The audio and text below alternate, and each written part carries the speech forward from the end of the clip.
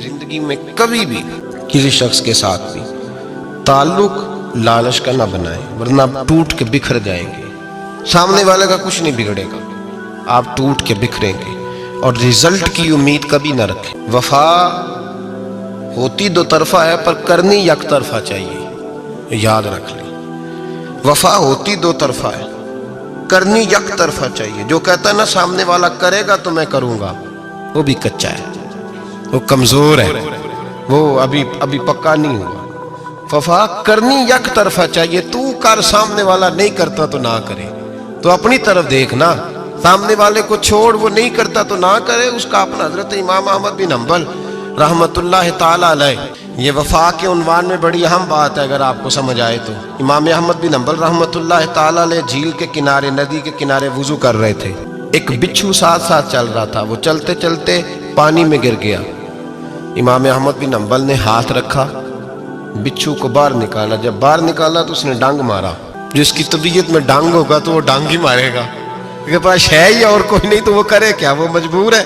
اس نے ڈانگ مارا، امام صاحب نے باہر رکھا۔ بھیگا ہوا بچھو آپ نے دیکھا ہو، جب ندی کنارے چلتا ہے تو پھر گر جاتا ہے، وہ پھر گرا تو امام صاحب نے پھر نکال کے باہر رکھا تو اس نے پھر ڈانگ مارا، پھر ساتھ ساتھ چلتے چلتے وہ گر گیا۔ کئی دفعہ ایسے ہوا، کئی دفعہ امام صاحب نے نکالا۔ ایک شخص قریب کھڑا دیکھ رہا تھا، وہ کہنے لگا حضور بس کریں، آپ نکالتے ہیں وہ ڈانگ مارتا ہے، چھوڑ دیں۔ آپ فرمانے لگے اچھا بھائی، بڑا تو عجیب مشورہ دے رہا ہے، وہ اپنی بری عادت پہ ڈٹ گیا ہے تو میں اچھی عادت ہی چھوڑ دوں؟ وہ بری نہیں چھوڑ رہا، ڈٹ گیا ہے، بار بار ڈانگ مارتا ہے تو میں اچھی چھوڑ دوں؟ آپ اپنی طرف دیکھیں گے، ہماری طرف سے کوئی کمی نہیں آنی چاہیے، سامنا والا جانے، اس کا کام جانے۔ وفا کا رشتہ مضبوط رکھیں، دوستی کا تعلق مضبوط۔ میاں صاحب نے کہا چنگی مندی سجنا کولو 100 واری ہو جاتی، کتنی واری؟ پکی گل ہے نا جی، کتنی واری؟ میاں صاحب نے کہا 100 واری، ہم تو ایک باری بھی معافی دینے کو تیار نہیں۔ چنگی مندی سجنا کولو، ایسے نہیں آنے جانے والے سے نہیں، اس کے معاملے میں تو ہم خوددار ہیں نا، ہر ایک سے نہیں سنتے، وہاں تو ہم خوددار ہیں۔ سجنا کولو چنگی مندی سجنا کولو 100 واری ہو جاندی، یار یاراں دا گلا نہیں کر دے اصل پریت جنہ دی۔ دنیا میں وفا ختم نہیں ہوئی، پر ہم نے وفا کا رشتہ ہی نہیں بنایا، ہم نے تعلق ہی نہیں بنایا، وفا کا تعلق ہی نہیں بنایا۔ میرے شیخ سے کسی نے پوچھا تو حضور آپ ہاتھوں میں ہاتھ لے کے بیعت کرتے ہیں؟ تو آپ فرمانے لگے وہ تو ادا ہے نا، وہ سنت ہے، لیے تو ہاتھوں میں ہاتھ ہی ہوتے ہیں، لیکن فرمایا جب کسی کو سامنے بٹھاتے ہیں تو اصل بات ہی ہوتی ہے کہ ہم دلوں میں دل لے کے بیعت کر رہے ہیں، ہم دلوں کو دلوں سے باندھ رہے ہیں، اور یہ وہ رشتہ ہے جو قبر کی دیوار کے اندر جا کے بھی دوبارہ کھلتا نہیں، یہ قائم ہی رہتا ہے۔ رشتے وفا کے پیدا کریں، خلوص کے پیدا کریں، للہیت کے پیدا کریں۔ میرے نبی پاک سید عالم صلی اللہ تعالی علیہ وسلم نے اس وفا کو آگے پھیلایا ہے۔ نبی پاک سید عالم صلی اللہ تعالی علیہ وسلم نے رشتوں کی مضبوطی کا حکم دیا۔ عرض کی یا رسول اللہ صلی اللہ علیہ وسلم، صحابی نے پوچھا حضور مجھے سب سے زیادہ کس صدقے کا ثواب ملے گا؟ ترغیب و ترہیب میں حدیث موجود ہے، حضور کس صدقے کا ثواب سب سے زیادہ ہے؟ تو اللہ کے رسول نے فرمایا تیرا رشتہ دار ہو، تجھ سے ناراض ہو اور ضرورت مند ہو، تجھ سے ناراض ہو ضرورت مند ہو، تیرا اپنا، اس کو تو اگر صدقہ دے گا تو اللہ تجھے سب سے زیادہ اجر عطا فرمائے گا۔ رشتوں کو نبھانے کے لیے جن ضرورتوں کی ضرورت ہوتی ہے، جن حاجتوں کی، ہم جو رشتے بناتے ہیں نا، ہمارے رشتے ہیں ضرورت کے، لالچ کے۔ جب تک لالچ پورا ہوتا ہے رشتہ ہوتا ہے، حالانکہ رشتے ضرورت کے نہیں ہونے چاہیے، رشتے عقیدت کے ہونے چاہیے، رشتے محبت کے ہونے چاہیے۔ اور روحانی زندگی میں اگر کوئی رشتہ لالچ کا ہو تو وہ تو 2 قدم نہیں چلتا، ٹوٹ جاتا ہے۔ عقیدت اور محبت اور احترام کا جو رشتہ ہوتا ہے وہ مضبوط ہوتا ہے، وہ ہمیشہ چلتا ہے، اس کے اندر پختگی ہوتی ہے۔ وفا اس رشتے کے اندر آتی ہے جس رشتے کے اندر کوئی لالچ۔ ہمارے زمانے کے اندر یہ شور ہو گیا ہے کہ کام پیارا ہے چام نہیں پیارا، اس شور نے رشتوں میں کمزوری ڈال دیا، دراڑیں پیدا کر دی۔ ہم لوگوں کو پیار ہو گیا ہے سامنے والا کتنا، اور جب تک ہمارے کام کا کوئی شخص رہتا ہے تب تک ہمارا تعلق بھی رہتا ہے، اور جب وہ ہمارے کام کا نہیں ہوتا تب تک ہمارا اس کے ساتھ تعلق ٹوٹ جاتا ہے۔ یاد رکھیے میرے بھائی، جب رشتے کی یہ بنیاد ہو نا، پھر اس میں وفا نہیں ہوتی۔ پھر اس میں وفا، آپ کہتے ہیں سامنے والا وفا نہیں کر رہا، تو بھائی وفا کی بنیاد ہی نہیں تھی یہ رشتہ، یہ بنیاد نہیں تھا وفا کی بنیاد نہیں۔ اللہ تبارک و تعالیٰ نے قرآن مجید میں صحابہ کی دو قسمیں بیان کی اور فرمایا دونوں کے ساتھ میرا وعدہ ہے کہ میں دونوں کے ساتھ اچھا سلوک کروں گا۔ یہ سارے ستارے ہیں، پر قسمیں دو ہیں، قسمیں دو، قبل الفتح اور بعد الفتح۔ ایک قسم وہ ہے جو فتح مکہ سے پہلے کلمہ پڑھ کے مسلمان ہوئی، ان لوگوں کی درجہ اللہ کی بارگاہ میں زیادہ ہے۔ جو فتح مکہ کے بعد مسلمان ہوئے، اگرچہ وعدہ ان کے ساتھ بھی رب کریم کا ہے، سارے ستارے ہیں، سارے عظمت والے، لیکن چونکہ فتح کے بعد آئے تو ان کا وہ والا درجہ، ان کا درجہ زیادہ ہے جنہوں نے اسلام کی غربتوں سے پیار کیا، جنہوں نے بھوک سے پیار کیا، جنہوں نے بدر کی تنہائیوں سے پیار کیا، جنہوں نے احد کے پتھروں سے پیار کیا، ان کا درجہ شریعت میں زیادہ ہے۔ اگر آپ تعلق رکھتے ہیں نا، یاد رکھیں اتنی دیر کے جتنی دیر کام چلتا ہے، جتنی دیر ہمارا کسی دوست کے ساتھ تعلق ہے، تو یہ رشتہ کمزور ہے، اس میں وفا نہیں ہوگی اور کسی نہ کسی جگہ پہ ٹوٹ جائے گا، کسی نہ کسی جگہ پہ آ کے ختم ہو جائے گا۔ صوفیاء یہ کہتے ہیں کہ اولاد کے ساتھ بھی اس تمنا کا رشتہ نہ رکھو کہ وہ میری وفادار ہوگی اور میری وہ کل کو خدمت کرے گی۔ کمیٹی نہ ڈالو کہ یہ بچے ہیں تو بڑے ہوں گے تو میں آرام سے بیٹھوں گا تو میری پینشن لگ جائے گی، یہ روٹی کما کے لائیں گے، یہ تو کمیٹی ہے، اولاد تو نہ ہوئی، کمیٹی نہ ڈالو، چھوڑو اس چکر کو۔ اولاد فرما بردار اگر ہوگی تو اپنے فائدے کے لیے ہوگی۔ ہم نے اس سے یہ لالچ بھی، حضرت عبداللہ بن مبارک رحمۃ اللہ تعالیٰ علیہ فرماتے ہیں لالچ کے رشتے ہیں دنیا کے، لالچ کے۔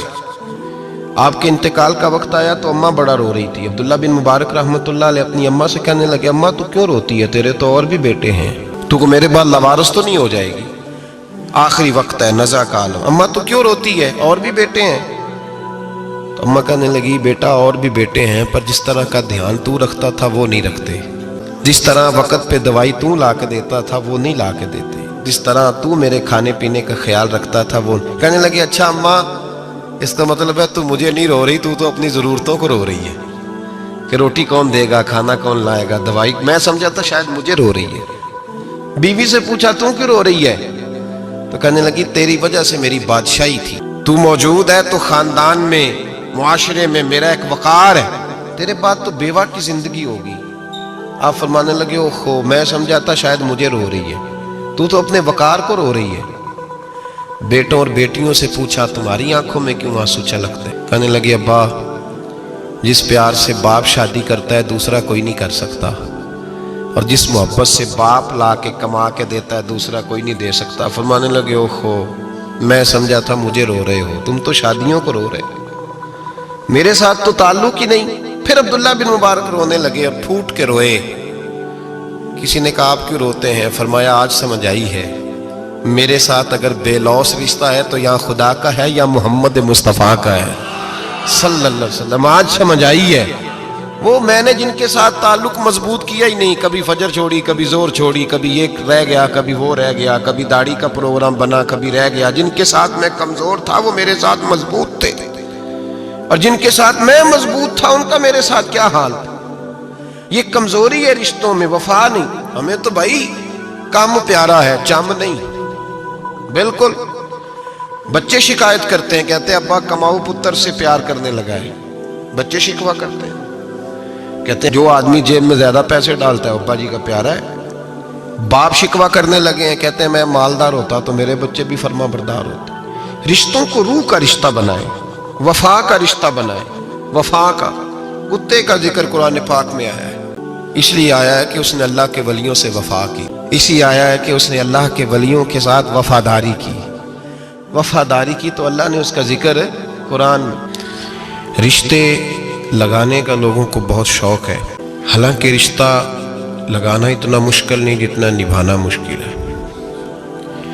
ہم ساری زندگی یہ ثابت کرنے کی کوشش کرتے رہتے ہیں کہ ہمارا جو فلاں آدمی سے تعلق ہے وہ بڑا مضبوط ہے، ہم یہ بتاتے رہتے ہیں کہ مجھے تجھ سے بڑا پیار، اور بتانا بھی چاہیے۔ نبی پاک صلی اللہ علیہ وسلم نے فرمایا جس سے محبت ہو اسے بتایا کرو کہ مجھے تجھ سے محبت ہے۔ تاکہ وہ بھی تم سے پیار کرے. یہ بتا دینا چاہیے، لیکن بتانے کا حکم ہے، ساری زندگی ثابت کرنے کا حکم نہیں.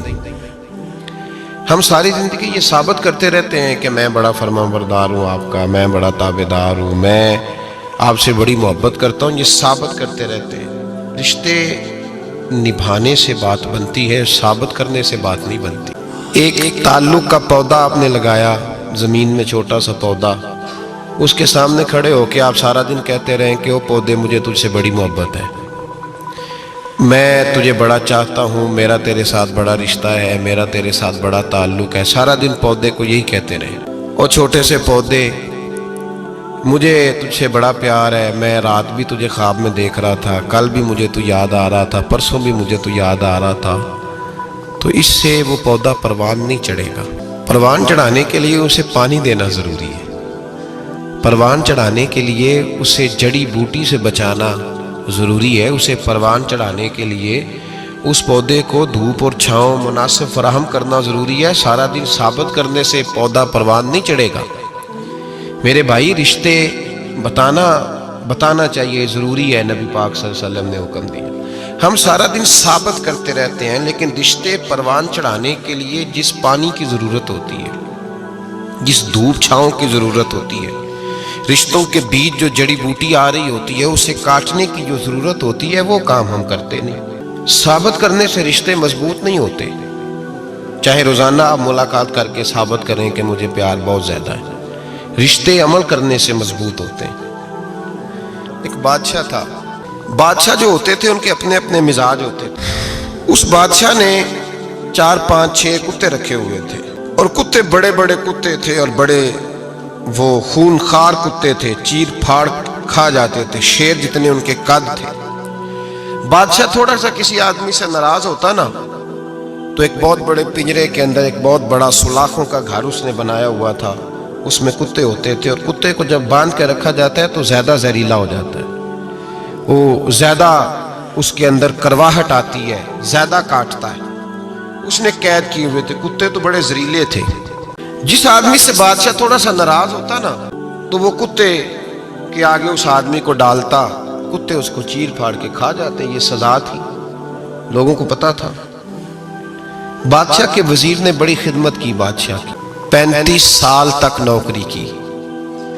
لیکن ہر سورج نے غروب تو نہیں ہوتا ہے نا، ہر چاند نے ڈھلنا بھی ہوتا ہے. اب بوڑھا ہونے لگا، وہ جو مضبوط حافظہ تھا وہ کمزور ہونے لگا، ہلکی ہلکی غلطی. بادشاہ مزاج کا بادشاہ تھا، پر نہیں سمجھ میں آیا. تو میں نے کہا کہ لوگ کہتے ہیں ہمیں کام پیارا ہے، چم نہیں. تو رشتہ وفا کا تھا ہی نہیں. وزیر سمجھنے لگا کہ اب نہ میں بھی غلطیاں کرنے لگا ہوں، تو ایسا نہ ہو کسی دن میں بھی ان کتوں کا شکار ہو جاؤں.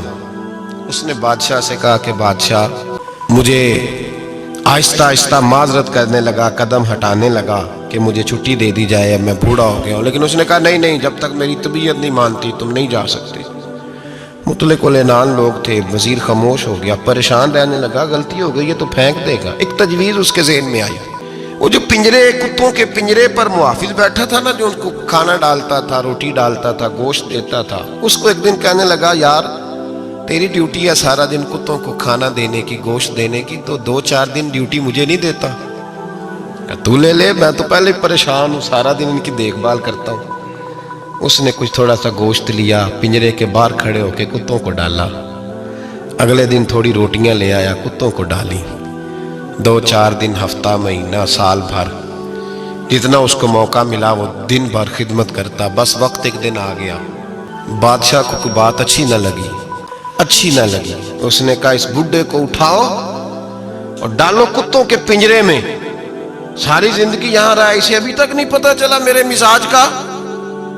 جب اٹھا کے پنجرے میں ڈالا نا، تو بجائے اس کے کہ کتے اسے کاٹ کھاتے، وہ اس کے پیر چومنے لگے. وہ پیر چومنے لگے، ہاتھ چومنے لگے، چاٹنے لگے.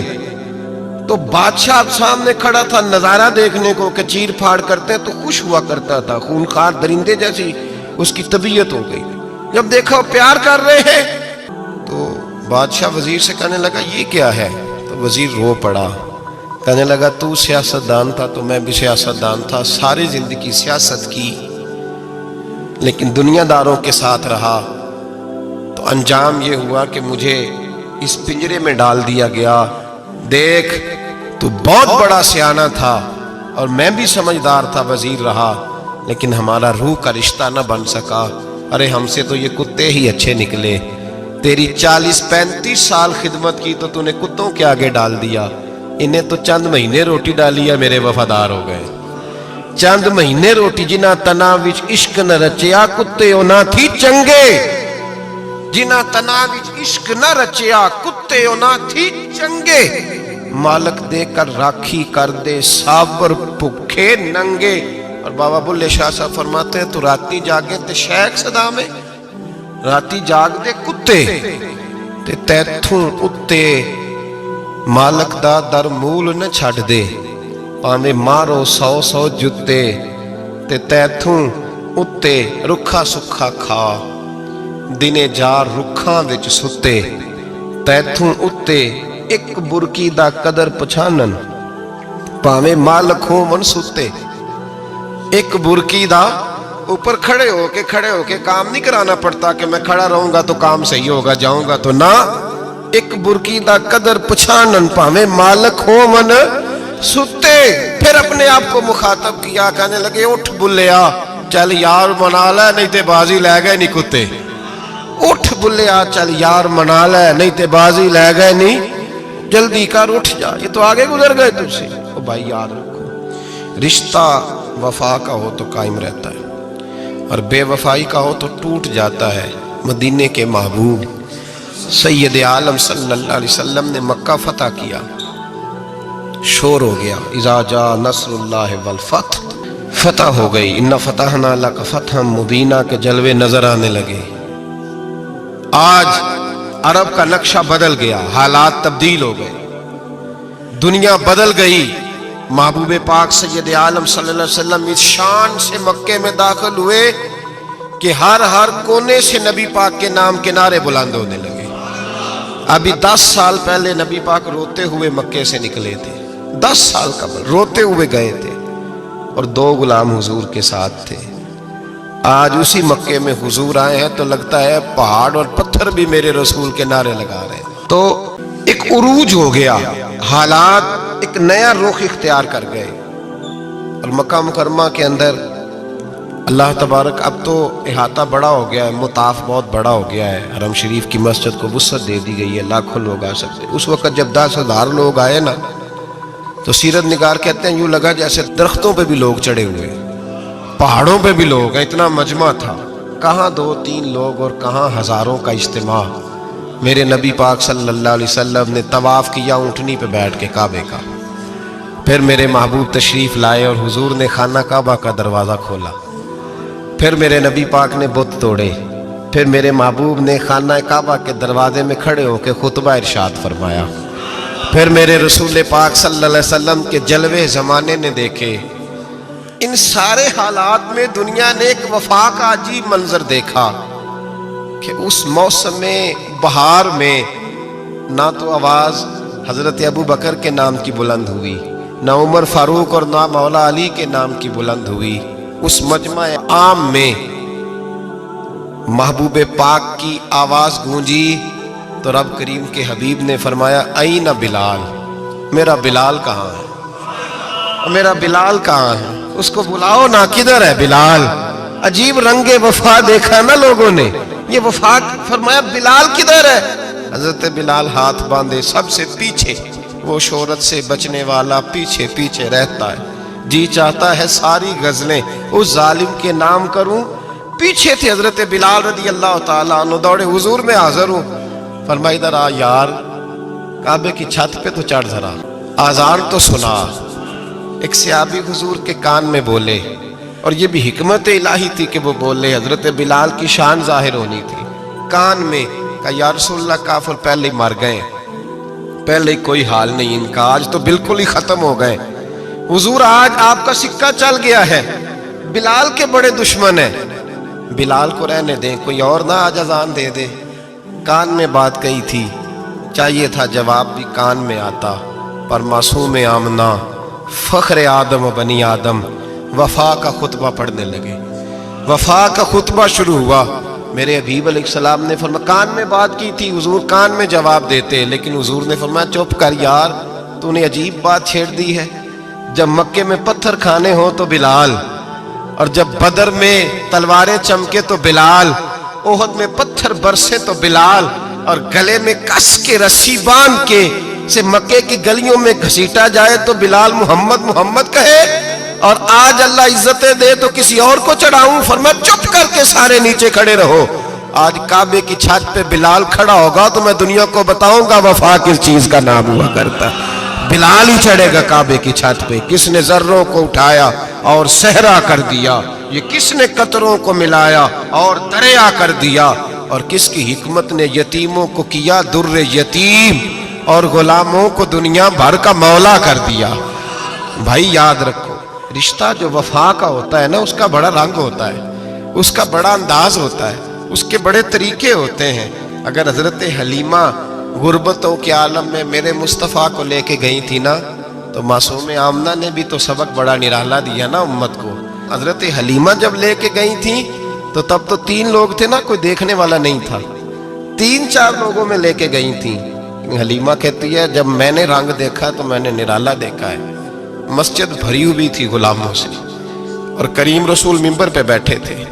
سادی سی بی بی جس کے لیے کبھی کوئی اٹھ کے کھڑا نہیں ہوا تھا، کوئی بھی، لباس بھی پرانا اور میلا تھا. کہتی ہیں جب میں نے مسجد میں قدم رکھا تو وہ والے نعرے لگے جو فرشتوں نے بھی دروازے کھول کھول کے دیکھے کہ کسی کے نعرے لگ رہے ہیں. اور جناب حلیمہ کہتی ہیں کسی نے ایسا کبھی استقبال نہ دیکھا ہوگا. حضور اٹھے، گویا اللہ کی ساری رحمتیں اٹھ کے کھڑی ہو گئیں. اور پھر مصطفیٰ کریم نے بچھائی جب چادر، اور حضرت حلیمہ سعدیہ رضی اللہ تعالیٰ عنہ بیٹھی، اور حضور التحیات کی حالت میں سامنے بیٹھو تو لوگوں کو پتہ چلا جو وفا کا رشتہ ہوتا ہے اس کا رنگ ذرا نرالا ہوا کرتا ہے، اس کا انداز ذرا انوکھا ہوا کرتا ہے. بھائی رشتہ وفا کا، رشتہ خلوص کا، لالچ کا رشتہ. اگر آپ نے کمپنی والے کی اس لیے دعوت کی ہے نا کہ وہ آپ کو مال صحیح دے گا، تو بھائی وہ بھی اس لیے آیا ہے کہ آپ اس کا مال زیادہ بیچیں گے. اگر آپ کسی رشتہ دار کے ساتھ اس لیے تعلق رکھتے ہیں نا کہ اس کے پاس پیسے زیادہ ہیں، تو وہ بھی اس لیے آپ کے ساتھ تعلق زیادہ رکھے گا کہ کبھی کبھی چلو گاڑی چلا لے گا، کبھی کبھی میرے کسی کام آ جائے گا. یہاں خلوص دیکھو، یہاں اگر آپ کے ہاں خلوص ہے تو پھر سامنے بھی آپ کو بڑا خلوص ملے گا. یاد رکھ لیں، پریا استا جانیے جس دا مزہ تب بھی ہے کہ حضرت ابوبکر صدیق کا جنازہ روضہ رسول پہ رکھا جائے تو مصطفیٰ کریم کا دروازہ خود بخود کھول جائے، اور حضور فرمائے لاؤ دوست کو دوست کے ساتھ ملا دو. پانی پرن سہیلیاں تے رنگا رنگ کڑے، پریا استا جانیے جس دا توڑ. رشتوں کو ثابت نہ کریں، رشتوں سے وفا کریں. ثابت نہ کریں میرا بڑا رشتہ ہے، آپ پتہ چلنا چاہیے کتنا رشتہ ہے. باپ کا بیٹے سے رشتہ ہوتا ہے تو سارا دن ماتھا چومے، پیار کرے، اسے دکھ سکھ کا پتہ ہی نہ ہو، تو یہ کیسا رشتہ ہو. رشتے ثابت نہ کریں، رشتے مضبوط کریں، مضبوطی والی ڈیوٹی سر انجام دیں.